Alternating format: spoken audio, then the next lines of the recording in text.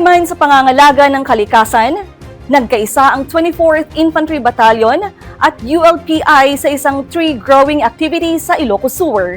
Aabot sa 776 na kalanta seedlings ang naitanim bilang ambag sa pagpapanatiling luntiang kapaligiran. Narito ang ulat ni Carmeli Bulahan.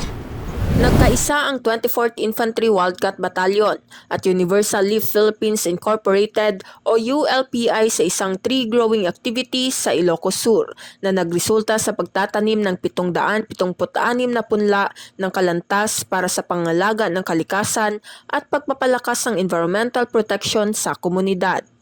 Isinagawa ang synchronized tree growing activity sa Barangay Bugbuga, Santa Cruz, Ilocos Sur noong Agosto 14 taong kasalukuyan sa inisyatiba ng ULPI katuwang ang Community Environment and Natural Resources Office o Senro Tagudin at mga opisyal ng Barangay Bugbuga.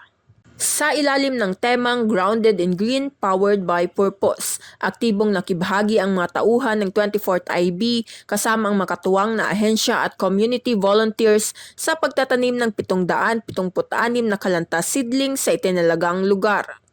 Layunin ng aktibidad na makatulong sa reforestation, pangalaga ng likas na yaman at pagpapalakas ng mga lokal na hakbang para mabawasan ang epekto ng climate change.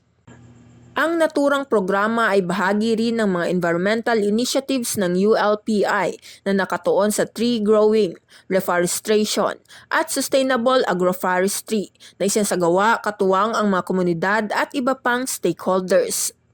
Para kay Lieutenant Colonel Jesse Baroga, Commanding Officer ng 24th IB, ang naturang aktibidad ay patunay ng patuloy na commitment ng kasundaluhan na maging aktibong katuwang ng mga komunidad, hindi lamang sa pagpapanatili ng kapayapaan at seguridad, kundi maging sa pangalaga sa kapaligiran at pagtataguyod ng sustainable community development.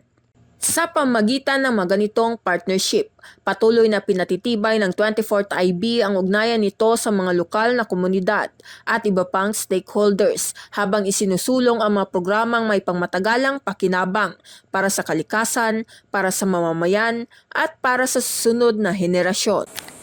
Mula rito sa Ilocos Sur, ako si Carmeli Bulahan, ang inyong pamilyang kaugnay para sa matatag na hukbong katihan ng Pilipinas.